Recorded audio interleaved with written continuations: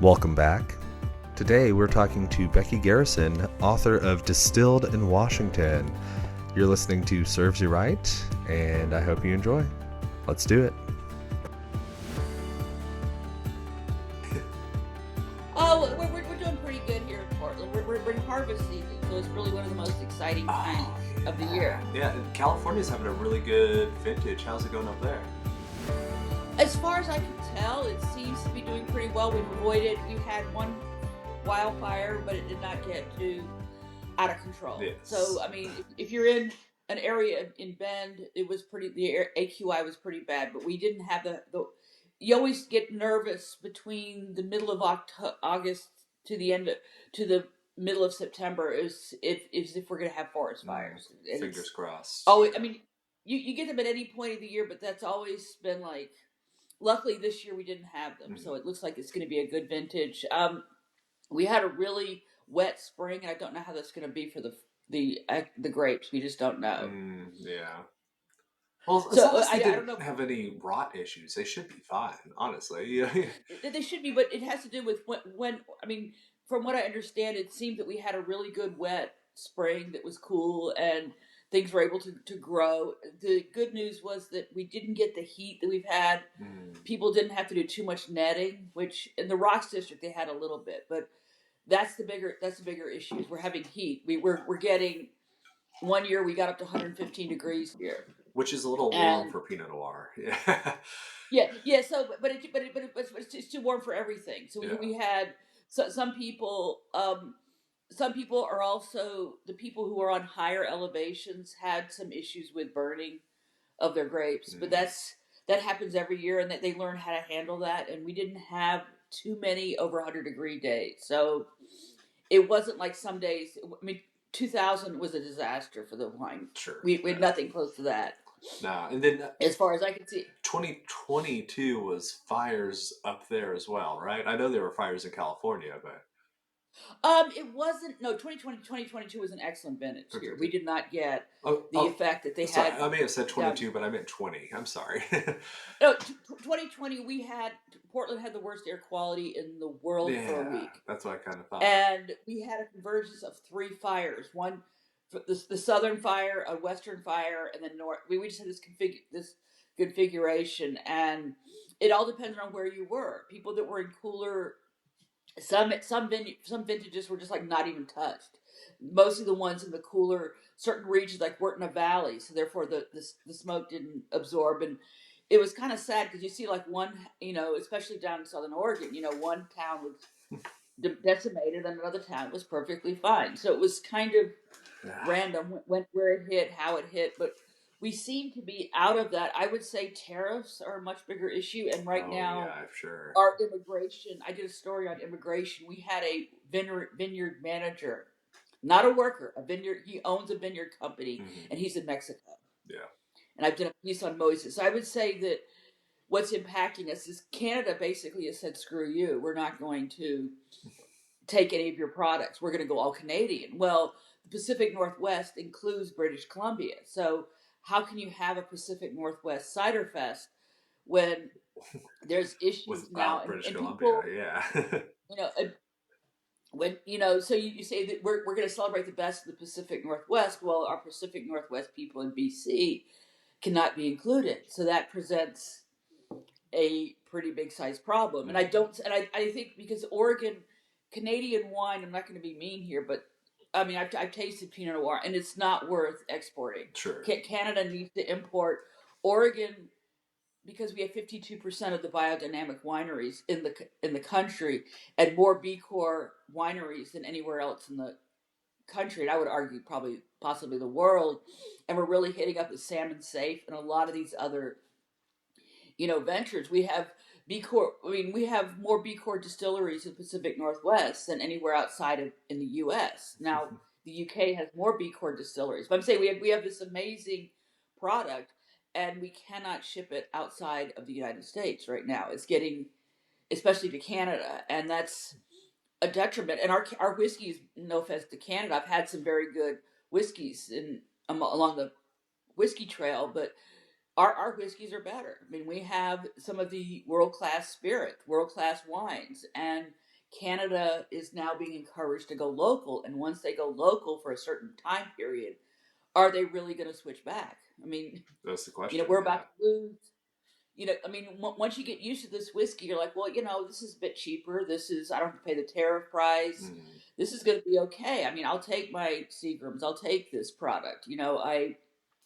Actually, Seagram's is not a good example. I'm thinking more like the craft people in Canada. They're like, hey, I'll just take this instead. I'll take a Canadian cider over an American cider. Sure. Because I can get it cheaper. So that I would say tariffs and immigration are probably the two biggest issues facing at the moment. Sure. This industry. Well, it sounds like your situation's not too dissimilar to things in the middle of the country. And then in terms of natural disasters, take out fires and sub in tornadoes. And I think we're about on the same playing field where it's the same thing where some towns get decimated, some are fine. Yeah. But we still have the issues with immigration and it's... Yeah, and we don't know. I mean, I have not heard, the good news is I have not heard of crises in hiring for the harvest. I have not heard that has not been a problem in Oregon. I would think that California does a much larger scale, so I would ask someone in California if they're having a problem. But I'm not hearing stories of they're having a problem with workers. But when you have a vineyard, I mean, people are afraid to get, I mean, some of these raids, I mean, people are afraid. I mean, this guy had a DUI from the 90s, and they couldn't find the DUI, and it was dismissed. It was expunged. They can't find it. It's from the 90s, and they used that as the basis to deport him. Oh my, yeah, yeah, and he owns a vineyard company, so he has enough credit that he can form his own company, meaning he's able to be considered a good businessman. He's not running, a shady chop shop. He's running a respected vineyard management. There's this depiction that these Mexicans, they're running chop shops and they're doing this illegal stuff. They're whatever business they're running is sketchy. And this person is a very well respected vineyard manager, and he is now in California. He's now in Mexico. He can't come back. well, Becky, before I have to invite you back on again to talk about your book, let's dive in a little bit. So you Sure. just wrote a book called Distilled in Washington, recognized, and that's how I actually ended up getting introduced to you and reached out. Thank you for coming on to the show today.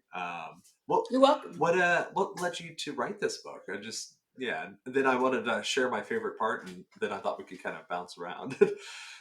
Oh, sure.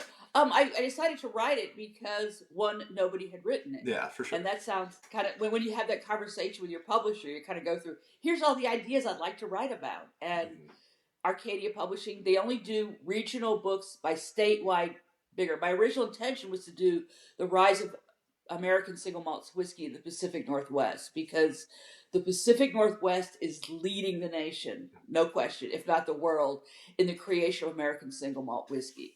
It got started at Westland with the American Single Malt Whiskey Commission. That's where it originated. Copperworks in Seattle has been a major player. We have Westward in Portland, this whole region. But then Arcadia said, well, we only do statewide books. And somebody had already written the book on the history of distilling.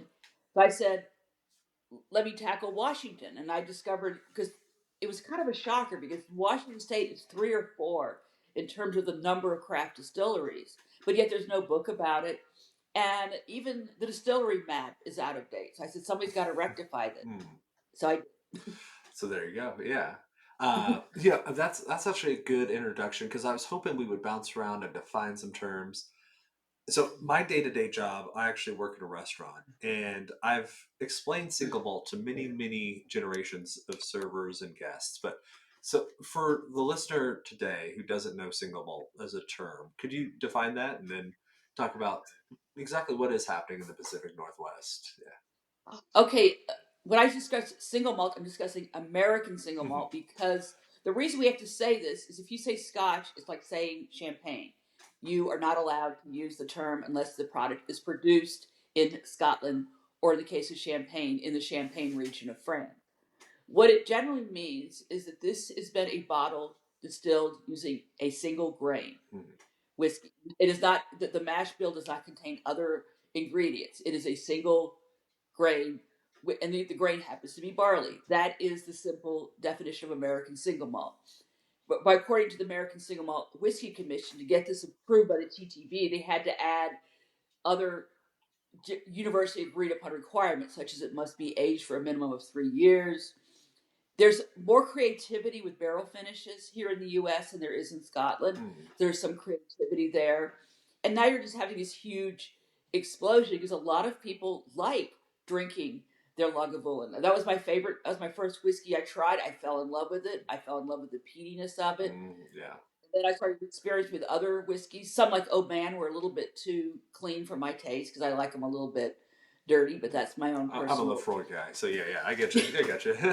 But but I started discovering this whole wide world, and we now can discover this in America. Now we were also starting to find one of the most exciting things here in the Pacific Northwest is how they're sourcing grain. They're starting to talk about whiskey the way they talk about wine.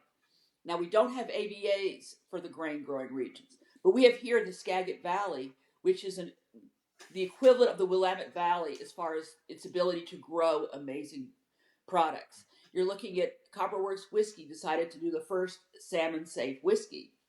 And what's exciting about this to me is that the salmon safe, unlike all the other certifications, they certify the vineyard, they certify the winery, the tasting room, the production facilities. Here, Salmon Safe certifies the grain, the fruit. So they're saying that this grain is grown that is salmon safe, and that's just very exciting to see a salmon safe single malt whiskey. And so there's a lot of discussion with Westland also in Highside over here in Bainbridge, which is basically, I would say, Copperworks' younger brother. They're kind of all. It's a very good collaborative spirit here, but a lot of this experimentation with grains is just off the charts. It's just very exciting to watch people want to take this. What do you think of a Scotch? Is this kind of solid, old man drink, and you kind of have this stereotypical image of who drinks Scotch, and they tend to be Ivy League educated, wearing tweed, and just expanding it to see what happens when you just blow out really try to experiment and explore the boundaries of taste within the confines of this one grain. And I'm just really fascinated by watching the development of this, and also watching how many people are co-opting it. And now we're at the point where I think a consumer needs to look at, just because it says American single malt doesn't mean it's good. Sure. I mean, when Jack Daniels is making a single malt, everybody is making a single malt. I saw one from Bullet, actually. Yeah. So. Yeah. So. Well, I don't go to Bullet for other reasons, but that's Sure. Yeah, I'm just saying in terms I saw one on the shelf, so I know they're doing it. They're jumping on the bandwagon too. No, that's a cool thing, because the one thing that I feel like turns most people off about Scotch is that smoky smell. But everything else about it, the quality, the production, the grain, usually those are the things that people like. It's just they can't get past that peat element, and you don't really get that in America. We don't have a recent two peat or whiskeys. Actually, we do have peated Scotch. We do have some. Okay, really? Westland has come up with peated versions, and people are starting to come up with that peated version. What I think that my sense is that there's this, people keep saying Gen Z isn't drinking much, not drinking a lot. But if you look at what they're not drinking, basically they're deciding, unlike a previous generation, they don't want to just go out and get hammered. They don't want to drink garbage. But I do think there is a market for a quality product. You pay good money for a bottle of single malt, but it's not the kind of thing that you're just going to hammer down at a party. This is something that you're going to sip and savor. You're going to take in the place. You're going to learn about the history. You're going to learn where this grain came from. You're going to tour the distillery, see where the production came from, learn the story. And one of the big stories here in the Pacific Northwest is how many brewers are going from making beer to making whiskey. Copperworks is the first. Jason Parker, who was the co-founder of Copperworks, was the first head brewer at Pipe Brewing Company. And these people brew their wort instead of just doing a wash. And what that means is that instead of just doing a quick dirty spin, they're really letting it soak and get the flavors in. So you're now looking for a push with craft distillers for flavor over yield. A lot of these places the big companies, they want every bottle of whatever it is, whether it's your high-end Lagavulin down to your lowest end Jack Daniels, every bottle is supposed to taste the same. That is what they're marketing. Mm. With here, every bottle is unique. Every bottle is informed by what are the flavors that are coming out of this particular grain. What are the flavors of this particular water? What are all the different elements, the barrel finish that combine to make this a unique spirit? So it's designed for people that have an adventurous palate. You know, you can every time you go into Copperworks, Westland, all these other distilleries mentioned in my book, you're probably not going to, in some cases, you will get the same thing each time, but in a lot of cases, you won't. You're going to get their expression of the latest based on all the factors that go into something. It can be everything. We have this love, you can taste a place that's on the coast. It tastes different than something that's made in the high desert. And you can really taste and feel and experience the place. And that is a similarity to Scotland, is that you can definitely tell if you're drinking something from Speyside or Highlands or the Islay, which is my favorite kind. Sure, but then yeah. again, I'm one of those weirdos that likes peat.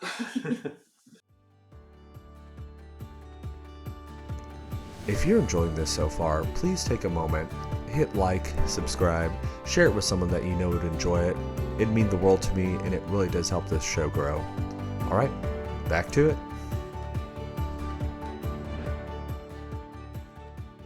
No, that's cool too. Yeah. And you have that regionality in Scotland, but I don't feel like I hear or see or read a lot about the provenance of their grain.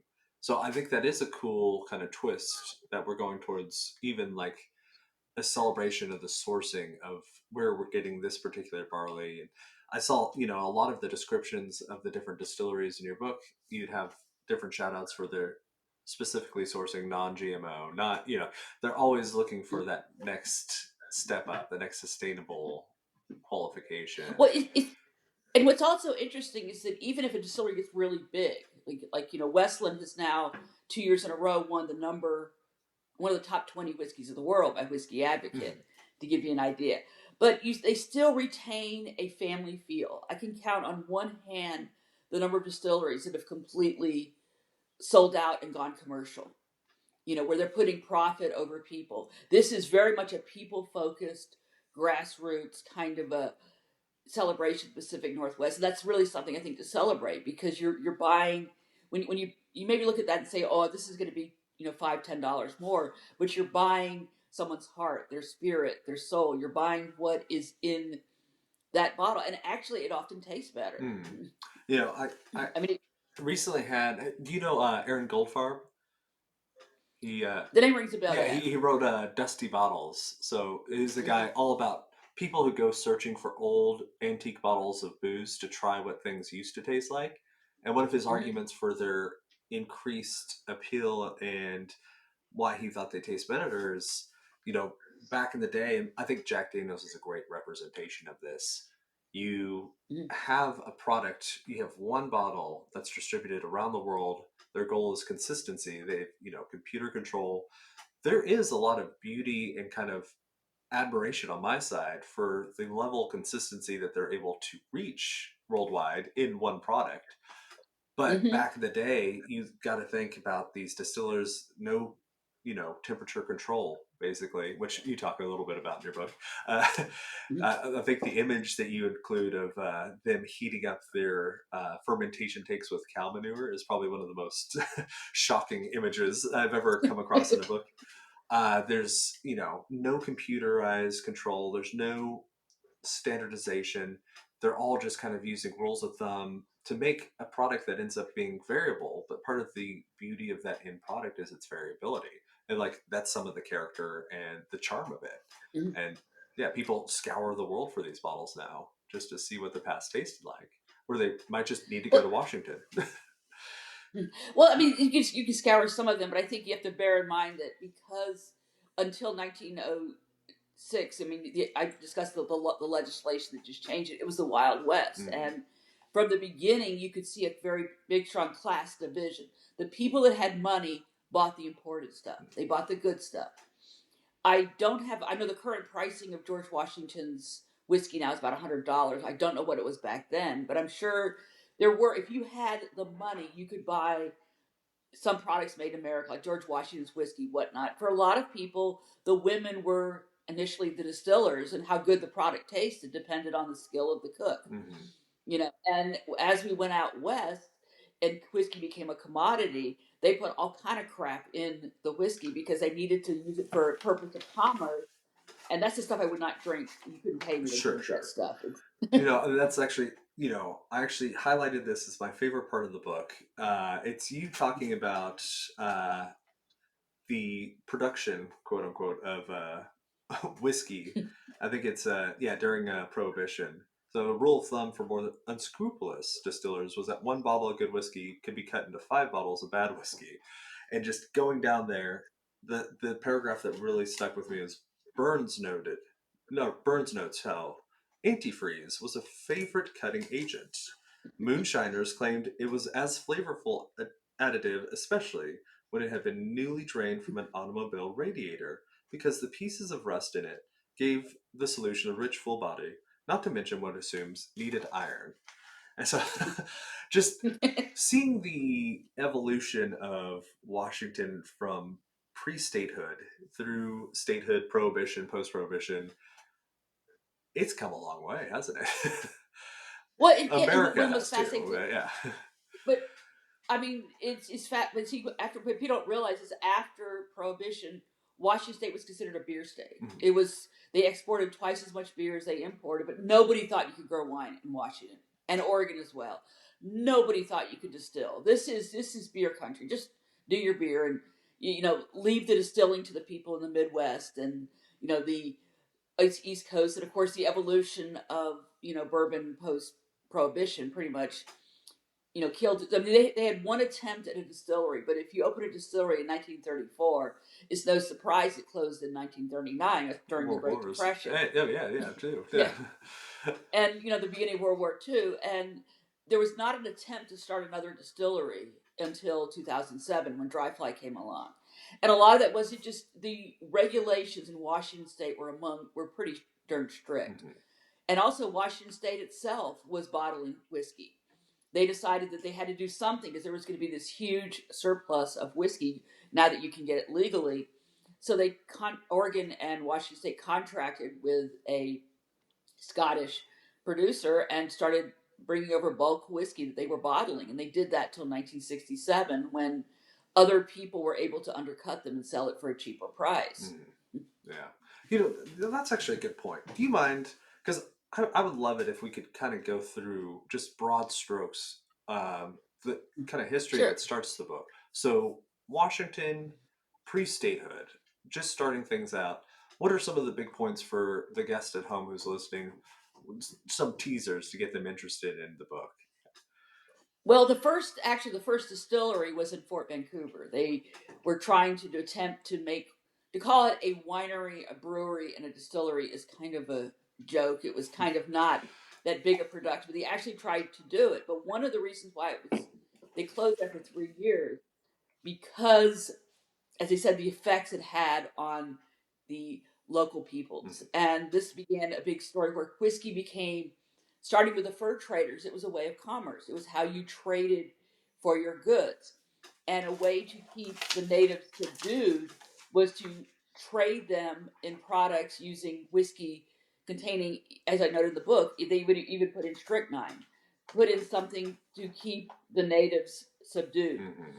This begins there in Alaska. They were making something called huchino. They got this from the local tribe where they were mixing in molasses, and because they were using molasses instead of grain, it's not considered a whiskey, but it was still in Oregon. It was called Blue Ruin, Mm-hmm. and nobody. One of the reasons it did is, in addition to using inferior products, you would never want to use cuts. As we all know, the first cut, that's where the methanol is. Mm-hmm. If you don't do a first cut, you're going to drink something that is poisonous and will make you very sick, if not actually kill you. But why would you remove anything when you're in the middle of nowhere and you need this item to sell for commerce? So the products generally were uncut, and they were made with anything from tobacco to sagebrush to red pepper, whatever they could get for a coloring, a flavoring. Because how are you going to age it? You basically are out there and you need to do commerce now. And good whiskey takes time to age, and they didn't have time to age it. Yeah, no, that's crazy. And yeah, if you especially if you're not the one going to drink it, then your goal is to stretch it as far as possible. Especially if you may never see the person again too, you know. Yeah. Yeah. This is why, and it got into, as the saloon culture developed, you would look at the bartenders, saloon barkeeps were the first blenders, so to speak. They would get a barrel and do whatever the heck they had to do with it to extend, which is why we started pushing for stuff to be delivered bottled in bond. Because if something was sealed and it couldn't be unsealed, at least you know it wasn't going to kill you. That became a huge, and like during Prohibition, if you had the money, you would go with Roy Olmsted. Now, Roy Olmsted's, he's selling Canadian whiskey for $100, $200 back then. I mean, this is not cheap. And if you had the money, like during Prohibition, you were allowed to stock up as much as you can. Your average American could not stock up a 10-year supply of hooch. The very wealthy people did. So in the beginning, you really would see this when the importing companies started coming in San Francisco, then to Portland, then eventually to Seattle.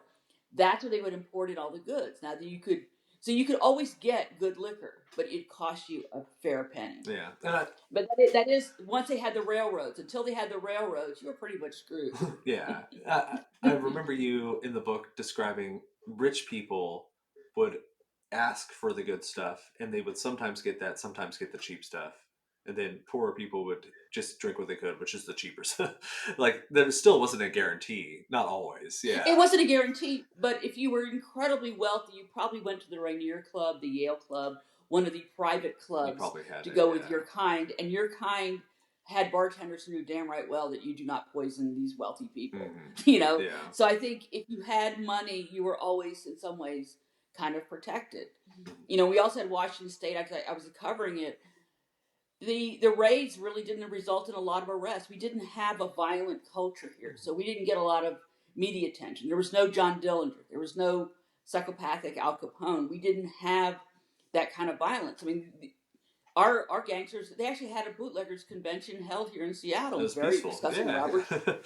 Yeah, no, I mean, they're discussing this as a businessman. Roy Olmsted said to his soldiers that you are to bring money, not guns. You're going to pay everything off. Yeah, and an event. I liked how you pointed that out in the book, where you said that usually the arrests would just end up in a fine or confiscation of the booze, or both, unless they got violent resisted. That's when things got serious. But like, all in all, it's like a slap on the wrist for most of Prohibition. It seems like. Yeah. I mean, even Roy Olmsted only got 4 years, and he was the biggest bootlegger. Yeah. And even when he got there, you had Boeing testifying at his trial, and Boeing didn't go to jail. We don't know the full extent, but I mean, Boeing was actually selling World War I airplane parts, and by selling these why we would sell military grade equipment to the public is something to just think about that for a moment. Yeah. It's pretty scary. But Al Hubbard, who is Roy Olmsted's engineer, bought this equipment, and he used it to put in the speedboats that could evade the Coast Guard. And the Coast Guard is looking at the speedboat going in the Puget Sound, in these regions, which are pretty rocky, this is scary. And they're like, I don't get paid enough to go after this. I'm not even going to try this. And I do find it a little bit hard to believe that Boeing had no clue that the parts being sold by Boeing were going to be sold by Al Hubbard, because Al Hubbard and Roy Olmsted had an office in Smith Tower. Now, Smith Tower at that time was the tallest, most pristine. They had just put in the brand new Otis elevator. I mean, this was this is like the Chrysler Building in New York, or the Sears Tower in Chicago. This is an iconic building. That's where he had his office. Now, this is how public it was. The mayor was like, there's rumored that Mayor Ed Brown, Roy Olmsted, kept a still in his house. I mean, this was just so obvious. I find it very hard to believe that Boeing had no clue where his airplane parts ended up. Well, yeah, I think that kind of points to one of the biggest features in Prohibition I saw in your writing. Just the collective agreement amongst everyone that we were all going to look the other way, like collective dissonance. but like comfort with it. You know, I've heard that packages of dried fruit were sold with yeast with a warning not to add the yeast, but I never seen the actual warning until I read your book, and it's just like, oh Well, yeah, yeah. it was called Wine Glow, and they also would Yeah. sell malt syrup Mhm. and yeast together, and don't mix that. No, you were allowed. I mean, most, but what they ended up doing that really decimated the grape industry is that they, especially in California, they were either cutting down all the grapes or they putting on garbage grapes. But garbage grapes Absolute. that ship well, you know, Yeah, so so it was like these really cheap, not quite as bad as Concord, but up there. Where these are industrial grapes. And then so after Prohibition, that was one reason it took the wine industry a while. You had to either replant the stock or ungraft this garbage and try to get your plants growing again. develop No, a it was. taste for Carignan. Yes. Yeah. But nobody really wanted to go after wine and or beer because it was lower ABV. The stuff that was being made illegally en masse was primarily hooch. Because if you're going to get arrested, you might as well get arrested for selling that kind of product. And every now and then they would do a raid. They were kind of performative. It was mostly the FBI. Every now and then would go after someone. I also discovered that with the advent of airplanes, the Pacific Northwest they were smuggling via air. You know, the sheriff of Sonoma County he appointed someone who's in charge of their civil, the first law enforcement in charge of law enforcement through the air. In his off time, this guy would go up to Canada, boop, and I discovered 3 or 4 other incidences. I think total of like 4 of people using airplanes to smuggle from Canada. Because you think about it, back then the first transcontinental flight was not till 1927. We had no FAA. We had no airspace. People just booped up and down whenever they wanted to. So it was a very easy way. If you noticed that you were about to fly in and you could tell there was a police around, you just fly off and go somewhere else. Yeah. So that wasn't that large scale, but it was going on. Which makes sense, yeah. Especially if there's no one really watching it, why wouldn't you? It's right there, so yeah. Okay, walk us up. So Prohibition, we come out of it, we vote to get some booze back, and then I may have my timeline incorrect, so correct me if I'm wrong. This is how we become a control state, correct? Yes, because what they did is they discovered that what they wanted to do to eliminate into prohibition is we cannot bring the saloon culture back. And this is where you've had a lot of misconceptions about history. A lot of people, this is why you also need to be sure when you go to vote, please read what you're actually voting for. Because I think a lot of people did not realize they were voting against all liquor. What they wanted to do was eliminate the saloon. Because the saloon culture does not exist today. Even our dives have dive bars. These were places where men were drinking 24/7. I mean, Carrie Nation came in at 8 in the morning and drove out an entire bar full of drunk guys. So this gives you, and because women could not work, this was impacting women. It was impacting children. This were is the not having worst their fathers. excesses of New Orleans, 24/7, yeah, I mean, everywhere, sort of thing. Yeah. I mean, a farmer would come home. A farmer was like, I don't know if I'm going to have any workers on Monday if they go into the city for the weekend. The use of the sex work was rampant among, people that couldn't afford to have. One of the sources in my book who had a family farm that was actually very devout Norwegians, but they were making very good whiskey during Prohibition. His grandmother was sold at 14 to one of the saloons because the family had no money. So this was not. So what they're trying to do in the control state, and people always think they went overboard, they were trying to prevent the saloon culture from coming back and having poisonous, injurious liquor in the population. That was their intent. And so what they continued to do is they set it up so you had to change the means of distribution. So so this is what continues to impact distilleries today. What can you sell on premise? What are you allowed to drink on premise? What are you allowed to, so the government continues to control where you can sell it, what you cannot do. And in setting that up, it was pretty strict at first. They were trying to have permits for how much you could buy. Then they discovered people were copying the permits. So they had to change how they were going to do this. Pre-computers, yeah.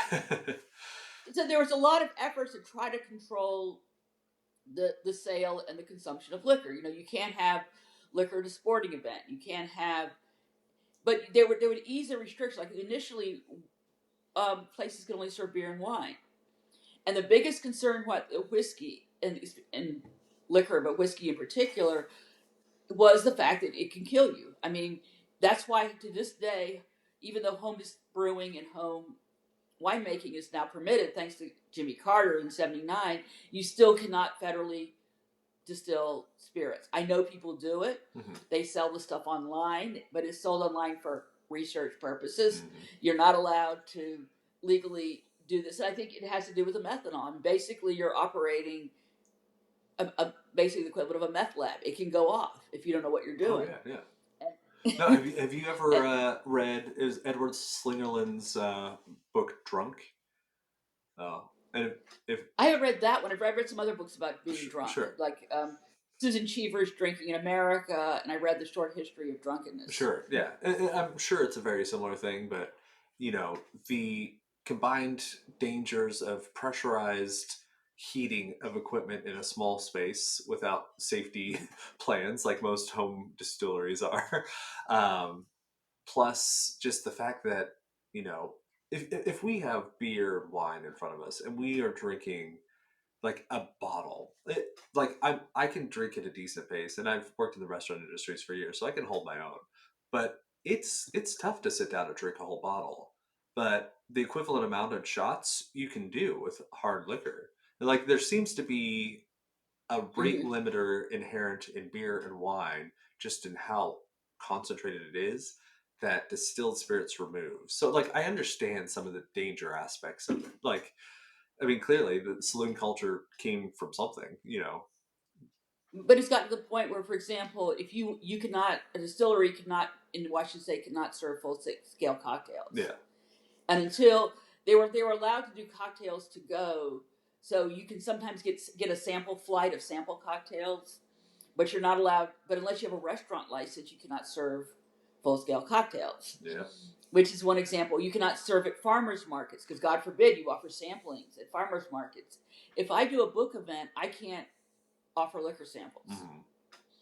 Yeah. Because they don't. There's such a concern of people getting wasted and misusing alcohol that they've taken it to kind of the over extreme. It is kind of sad because I would love to like walk people through a whiskey flight. Say, here's an example of the Pacific Northwest single malts. I can't do that at a book event. Sure. Yeah. I can give you coupons to go to a distillery, but I can't actually do it myself. Yes, we could do this virtually at your house. Just buy this and take it home. But yeah, no, yeah. That is some of the strange and sad legacy of America and alcohol.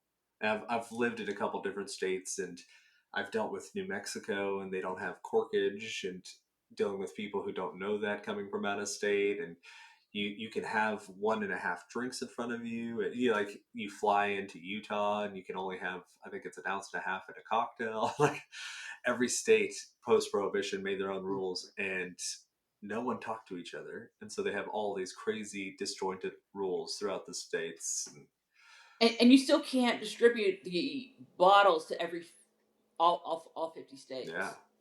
There's certain states where you can't, because it's their decision how they decided to do it, and it's different here because Washington State just changed the law that closed down a lot of the specialty liquor stores because they now privatizing liquor sales. Mm-hmm. Well, in theory, that's great, but what it did is the facility had to have a certain size, 10,000 square feet. Mm-hmm. So you had this small liquor store in Eastern Washington, and it would service like the 15, 20 distilleries or however many in that area.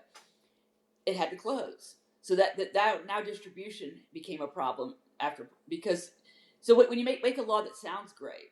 So, you can now buy cheap booze at Costco and you can buy Kirkland whiskey, but you lost something with a lot of the smaller places. So a lot of times when people look at laws, I really wish people, when they want to vote on something, really look at it and really examine it, because we don't realize the extent to which this is going to impact you. And also, you point this out, but really look into who's funding it, because you mentioned that Costco largely funded that initiative. Oh yeah. I mean, they wanted that. I mean, they wanted their. I mean, it doesn't make sense. They're based in Washington State. It makes sense. This is a good deal, and for some people, it's been great because instead, you basically, when it was under the old law, you just had one place to be a distributor. Now, it's so in some ways, getting your distribution is a lot harder now. But once you privatize it's when you go into Trader Joe's, you go into these big stores, you will see who's not on the shelf, who can't afford to be on there. And it now, and so some of the specialty places that used to appeal to that, because they don't have the space, they had to close. Interesting. Mm-hmm. I mean, just to kind of finish up our timeline, bringing us to the present day, is that where you would kind of end the history and then start like, around this time is the resurgence and revitalization of Washington distilleries? Or? Well, I think the history right now is being written as we speak. Oh, okay. I think what's really exciting is just the dynamics of what's going on. I mean, it's not just in the whiskey. There is a Pacific Northwest gin botanical revolution that's just off the charts. Oh, yeah. I mean, you can find everything.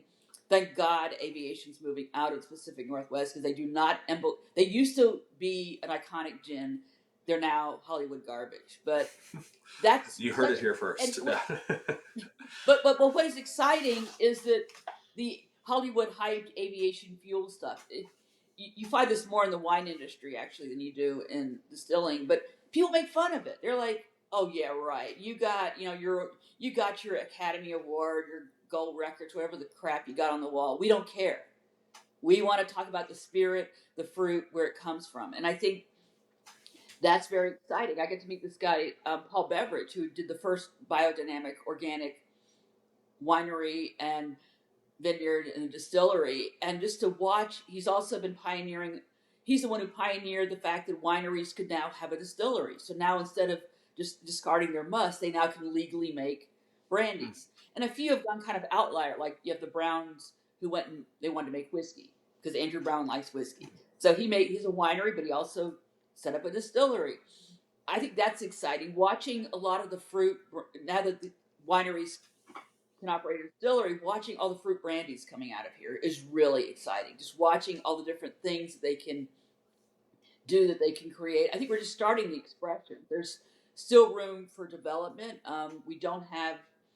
There's a lot of more diversity. Talking Cedar down in Ground Round is the first tribal distillery built in the United States on tribal lands. Oh, that's cool. That is, and they hired Matt Hoffman from Westland, who is just pioneering off the charts. As I said, under his tutelage, they've won international awards for their best whiskeys.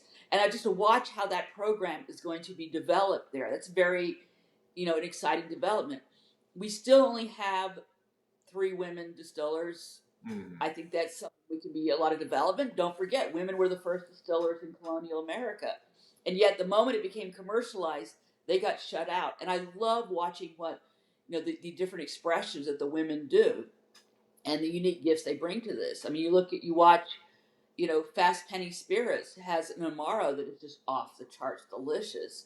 And then over in Edmonds, Scratch Distillery is just off the chart. I mean, her cask whiskey is one of the few cask whiskeys I can drink neat because it's that smooth, that delicious. Most cask whiskeys I have to put some water in because they're just a little too pungent, let's just say. But I think there's a lot that's starting to really happen. We have over in Bainbridge Organics, this gentleman is making a lot of really interesting single grain whiskeys of other types, taking advantage of the salinity of the soil. The Northwest Whiskey Trails, highlighting some of the best single malts up and down from Portland through BC.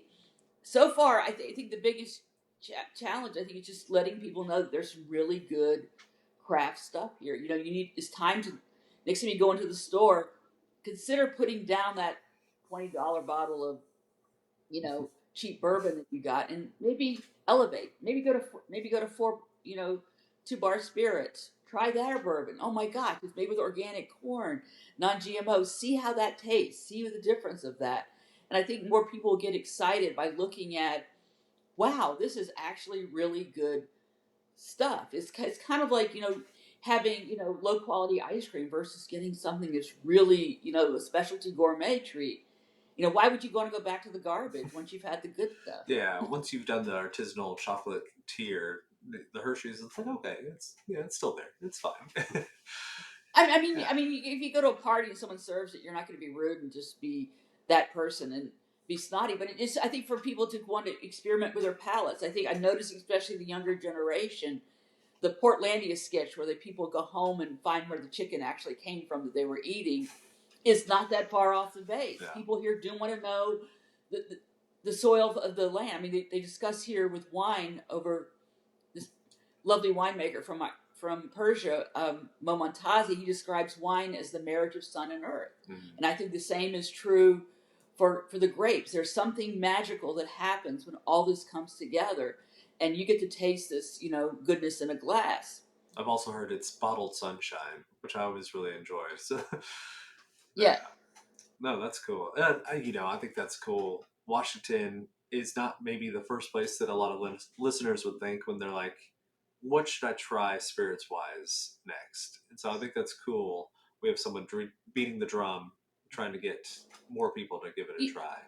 And I think that it is, because they have this annual festival called Proof. I'm not going to be able to make it this year. It's on October 25th. Mm-hmm. But I think if people are in town, they have these annual events where you can just sample a whole range of spirits. And you'll discover, like I'm doing a piece on the rise of Pacific Northwest rye.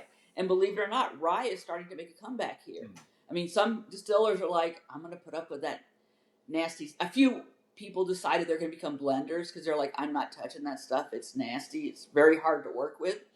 But you have people that are just, I love rye. I'm going to put up with the stickiness. I'm going to put up with the fact that it really drives me crazy to make it because I love it so much. And they're really putting in the care to make rye. And I did not like rye whiskey growing up. I like it. I like the spice. But I'm now tasting the good stuff. Apparently I was drinking the cheap rye. It's like saying you don't like wine, but you have. It's like, well, not those bottles. But yeah. Yeah, and I think that's, I'm now at the point where, when it comes to wine, we do get kind of snotty because we're used to having. Once you get used to having the really good stuff, all of a sudden you kind of go, okay, that's going to be in the sangria. That's going to be not the good quality. And to encourage people just to take their palate. I mean, put the same intentionality you put into your food into your drink. Why are you buying organic food and then you're drinking basically the equivalent of Budweiser? Why would you do that? Why would you put chemicals in your body after you've already eaten a really good meal that's high quality for you? That's a good point. Yeah. Before I let you go, I think we've covered a lot of cool little things. I did want to ask, are there any crazy stories, like wildest story that maybe you weren't able to put into the book? I'm going to guess that a couple of them you'll have to pass on because I'm sure people said, don't put this on the record. But actually the biggest thing is, and it's kind of sad, is how many people come up to you and talk about their badass relative. And they're kind of embarrassed, during Prohibition. I found a photo of this female moonshiner. Oh, God, I wanted to use it in the book so bad. And the family was embarrassed and didn't want her in it.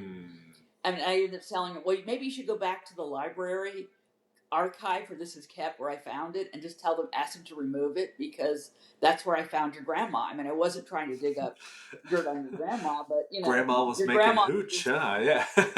and the photo wasn't even of her making hooch; it was just saying she was a moonshiner.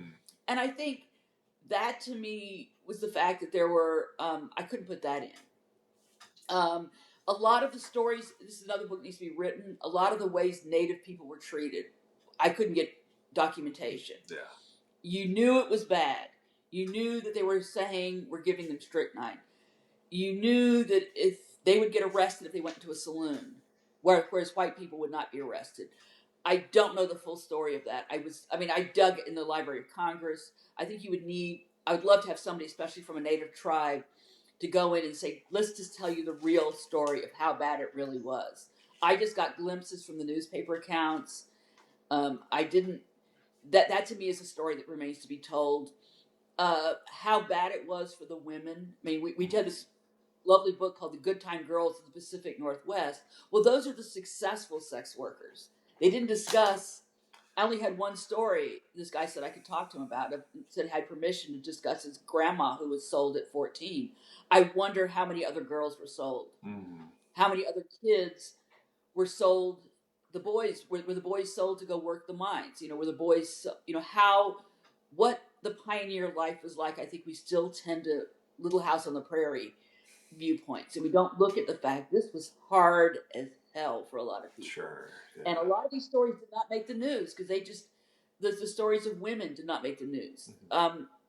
I love the fact that some books like Smashing the Liquor Machine are starting to take, I don't want to say so much a feminist view, but they're looking at the fact that maybe these were not crazy Christian ladies. These were women fighting for their families. For their lives, and some of them were, yeah, and some of them were fanatical. I mean, you did have the Billy Sundays and the religious nutcases who came out here who were just saying liquor is evil, you should never touch your drop.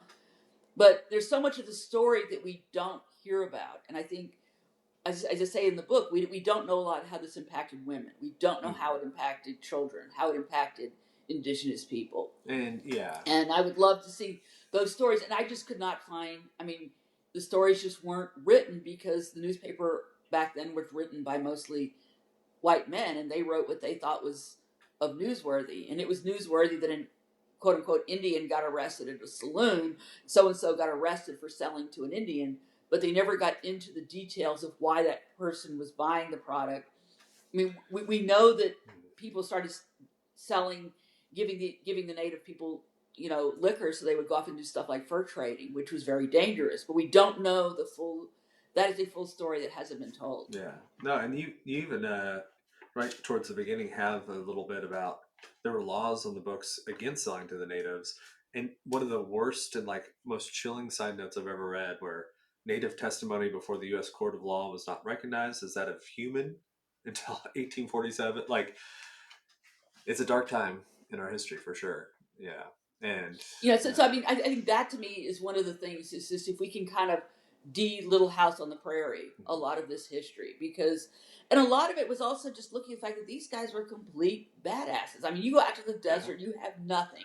I mean, here I am, a little wimpy person when I have to go, feral camping for a weekend, and I kind of, oh no, I have to cut down my own camping spot, and I go, I can do that, but it's just we don't understand how we are so privileged and we do not get what these people had to go through, and just to admire people for having lived through this. This was not an easy time. And for us to get to what we have now, how many people had to sacrifice for us to get there? Sure. Yeah. All right. Becky, thank you. For those listening today, where should someone go to find out more about you, the stuff you do, and read more of your works? Well, I have, I would say my website is beckygarrison.com. On my Facebook page is Becky Garrison Writer. And also in Instagram, it's Becky_Garrison. And I set up a Substack called Gaslighting for God, where I'm talking about my latest book, which it's a guide to how do I identify spiritual narcissists. But at the end, I'm discussing where do you go to find healthy communities. And one of the places where I'm finding real community are brew pubs and tasting rooms. So I'm discussing that towards the end of the book, which is how I bring about my connections to formerly covering the distilled spirits to now covering the Holy Spirit and kind of back and forth again. So there is a lot of a sense of where do we, ultimately for these products, is where do you go to find community? Where do you go to find place of belonging? And for anyone who says, no, I'm not promoting alcoholism, I'm promoting craft, not crapola, as I would say. Spirits of all kind, yes. Yes. Awesome. For those of you who are listening or in your car, don't worry. I will have all of those in the show notes so that you can go and click and follow Becky and go get Distilled in Washington. It was a fun read, and I have a lot of notes, and I enjoyed it, and it horrified me in a lot of ways until we got to the modern era, but that's part of our history, so yeah. So thank you. It was a real pleasure. Thank you. Of course. Thank you again. Thank you again for listening. If you have not, please like, subscribe, and also leave a comment on this show. Every interaction is really, really appreciated. I respond personally to every message, comment I get. Episodes of this show come out every Tuesday, every week. If you have any questions, please feel free to reach out, and I'm looking forward to talking to you again soon. Thank you.